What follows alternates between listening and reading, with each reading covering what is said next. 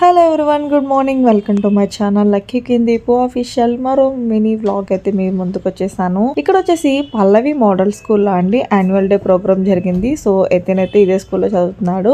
నిన్న వాళ్ళకి సెలబ్రేషన్స్ అయితే జరిగినాయి. చాలా చక్కగా పర్ఫార్మెన్స్ చేశారు పిల్లలందరూ కూడా.